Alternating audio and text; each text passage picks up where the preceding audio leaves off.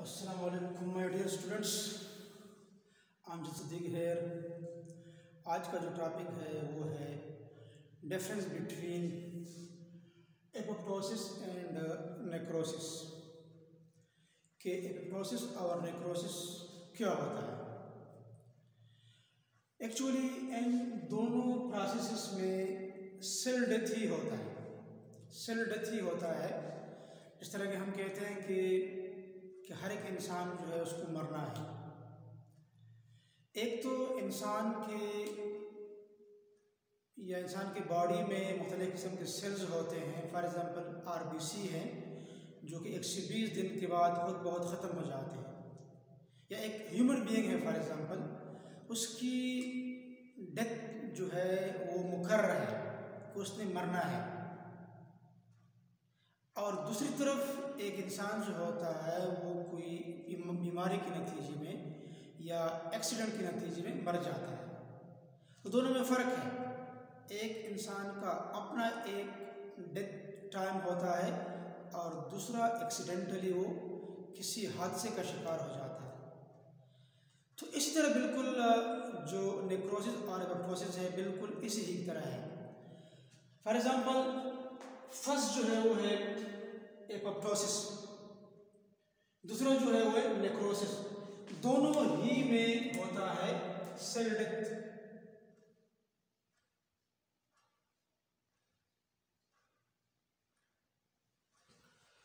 तो जो एपोप्टोसिस है ये बेसिकली क्या होता है, it is a necessary and normal event या नॉर्मल एंड नेसेसरी इवेंट। मतलब ये बॉडी के नॉर्मल ग्रोथ एंड डेवलपमेंट के लिए क्या है, ज़रूरी है।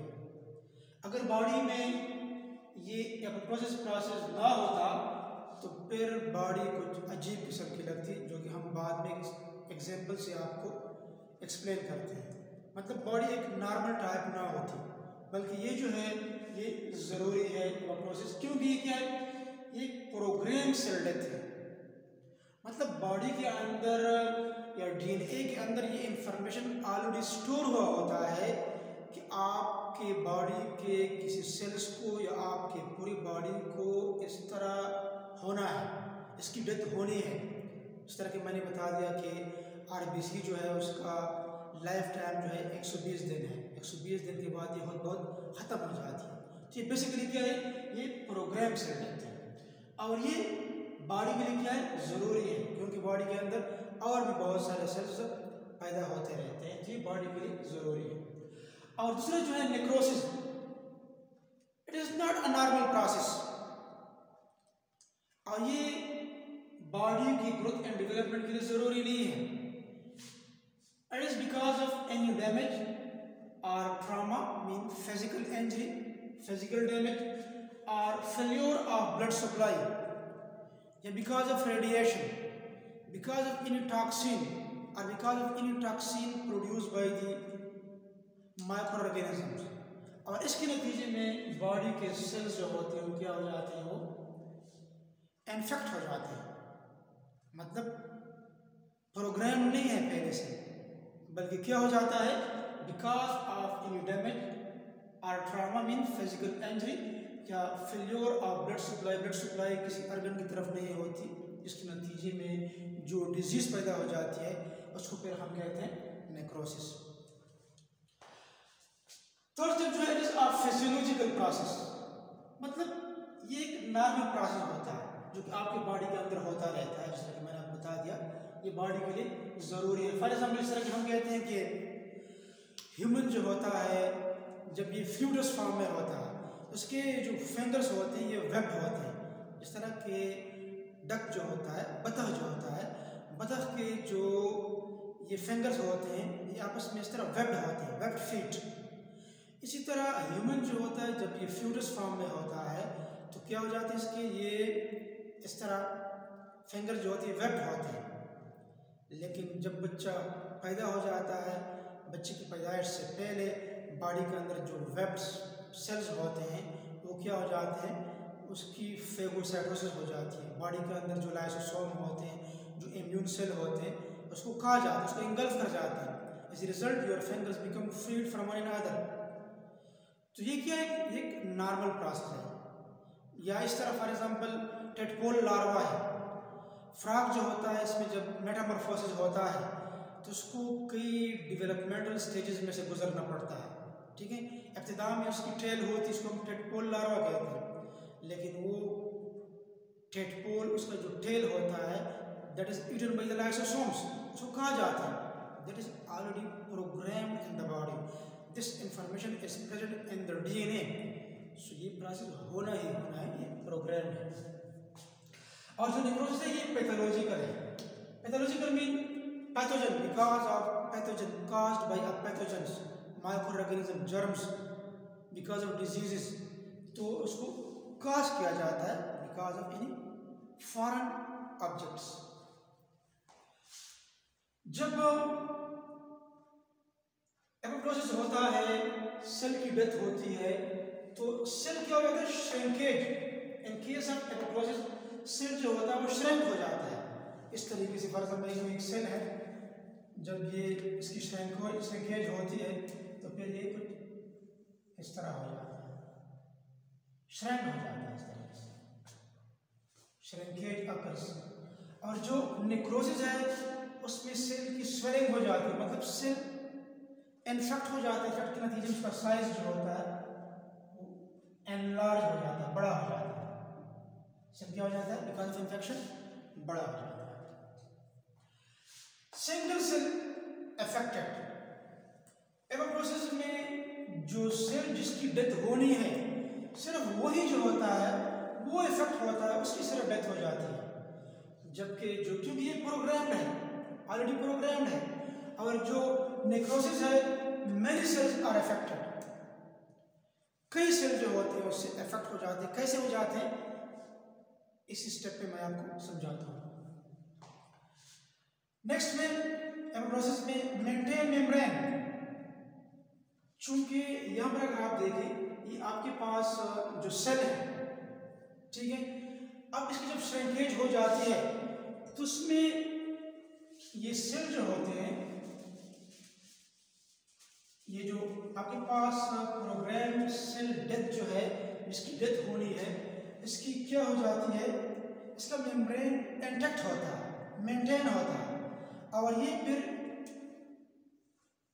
जब इसकी डेथ होती है तो ये इस तरह के स्मॉल सेल्स में कन्वर्ट हो जाता है, उसको हम कहते हैं एपोप्टोटिक सेल्स, एपोप्टोटिक सेल्स। मतलब इसके अंदर जो इन्फ्लेमेटरी पार्टिकल होते हैं वो इसके अंदर स्टोर हो जाते हैं, इन्फ्लेमेटरी पार्टिकल इसके अंदर स्टोर हो जाते हैं। इसी वजह से हम कहते हैं कि नो इन्फ्लेमेशन आर पेन, मतलब ये सेल जो है जो पहले नॉर्मल था, जब इसकी प्रोग्राम सेल डेथ होनी होती है तो उस वक्त ये श्रिंकेज, ये श्रिंक हो जाता है, कंस्ट्रक्ट हो जाता है। और ये एक सेल जो होता है ये इन्फेक्टेड होता है, बाकी सेल इन्फेक्ट नहीं होते, और ये मेम्ब्रेन जो होता है ये ब्रेक डाउन नहीं होता बल्कि इट रिमेन्स इंटैक्ट। और साथ साथ इसी श्रिंकेज के नतीजे में ये स्मॉलर सेल्स में कन्वर्ट हो जाता है, डिवाइड हो जाता है, जिसको हम एपोप्टोटिक सेल कहते हैं। दैट्स व्हाई इसके अंदर जो इन्फ्लेमेटरी पार्टिकल्स है वो इसी बैग्स के अंदर, इसी तेलनुमा अजसाम के अंदर स्टोर हो जाते हैं। That's why no inflammation or pain, कोई बॉडी में कोई फील नहीं होता कि कोई पेन वगैरह नहीं होता। और जबकि आपके पास जो नेक्रोसिस है उसमें जब सेल की स्वेलिंग हो जाती है तो क्या many cells are affected, how, loss of membrane takes place. ये जो मेम्ब्रेन है ये क्या हो जाता है, डिस्ट्रॉय हो जाता है। जब ये डिस्ट्रॉय हो जाता है इसके अंदर जो इन्फ्लेमेटरी पार्टिकल होते हैं वो क्या हो जाते हैं, बाहर आ जाते हैं, और जो साइड पर जो नेबर सेल्स होते हैं उसको भी इन्फेक्ट कर जाते हैं, ठीक है। और मेनी सेल्स आर अफेक्टेड, बहुत सारे सेल एक ही सेल के नतीजे में इन्फेक्ट हो जाते हैं। और क्या होता है इसमें, इन्फ्लेमेशन एंड पेन, जिसके नतीजे में आपकी बॉडी में एक इन्फ्लेमेशन में जलन, जब आपकी बॉडी को कुछ टॉक्सिन मटेरियल, कोई इन्फ्लेमेटरी पार्टिकल्स आपके बॉडी पर एक्सपोज हो जाते हैं और एज ए रिजल्ट आपकी बॉडी उसके खिलाफ रिएक्शन शो करे, दिस कॉल्ड इन्फ्लेमेशन, एक जलन, और एज ए रिजल्ट क्या होता है, पेन महसूस होता है, तो हम इन्फ्लेमेशन कहते हैं। दरमियान में क्या है, फर्क है। अब जो एपोप्टोटिक सेल्स हैं, स्मॉल बैग्स स्ट्रक्चर जो होते हैं, these are engulfed by the immune cell.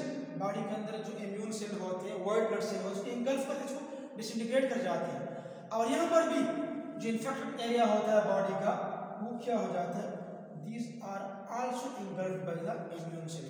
तो दोनों को क्या कहा जाते हैं, फिर इम्यून सेल जो है उसको कहा जाता है, इसको डिसइंटीग्रेट कर जाते हैं। ठीक है, अब एग्जांपल क्या है, टेल ऑफ टिडपोल लार्वा, जो कि मैंने आपको बता दिया। Web disappears from fungus. ठीक है, number of cells kept constant, चूंकि इसके नतीजे में जो एक्स्ट्रा सेल होते हैं जिसकी जरूरत नहीं, फॉर एग्जांपल आरबीसी है वो खत्म हो गई। ठीक है, फ्रॉग का टेल है उसको खत्म कर दिया। एज ए रिजल्ट आपकी बॉडी में क्या होता है, number of cells kept constant. जो सेल आपकी बॉडी के लिए रिक्वायर्ड है वो आपकी बॉडी के अंदर होते हैं, जो एक्स्ट्रा होते हैं जिसकी डेथ होनी है वो फिर आखिर में इम्यून सेल जो होते हैं उसको इंगल्फ कर जाते हैं। और जो नेक्रोसिस है उसमें सेल स्टेजेस वगैरह डैमेज होना शुरू हो जाते हैं, इन्फ्लेमेशन होती है, मेनी सेल इन्फेक्ट हो जाते हैं, और इसी प्रोसेस को हम क्या कहते हैं, इसको हम नेक्रोसिस कहते हैं। ये एपोप्टोसिस और नेक्रोसिस के दरमियान में क्या है, डिफरेंस है। एक और शॉर्ट किस्म का डिजीज है एवास्कुलर नेक्रोसिस। अगर कहीं एमसीक्यूज वगैरह में आ जाए तो एवास्कुलर नेक्रोसिस क्या होता है, टेम्पररी और permanent poor blood supply to the bones. Bones के लिए जो आर्टरी जाते हैं वो कंप्लीटली ब्लॉक हो जाए या पार्शियली ब्लॉक हो जाए, जिसके नतीजे में blood supply toward the organ proper ना हो, तो इस किस्म की बीमारी को क्या कहते हैं, जिसको हम एवास्कुलर नेक्रोसिस कहते हैं। इस रिजल्ट क्या हो जाता है, डेथ ऑफ बोन टिश्यूज। अगर ये किसी बोन्स की तरफ जा रहे हैं तो उसी बोन्स की डेथ हो जाती है। ब्रेकेज इन इफेक्टेड बोन, उसी बोन में होल्स पैदा हो जाते हैं, फ्रेजाइल हो जाता है। इस रिजल्ट क्या हो जाता है, वो इसकी ब्रेकेज हो जाती है। इसी फिनोमेना को हम क्या कहते हैं, एवास्कुलर नेक्रोसिस कहते हैं। तो ये आज का टॉपिक, उम्मीद है आप सब ने एंजॉय किया होगा। और अगर कोई मसला हो, कोई प्रॉब्लम हो तो आप पूछ सकते हैं, आप कमेंट बॉक्स में आप पूछ सकते हैं। अल्लाह हाफिज़।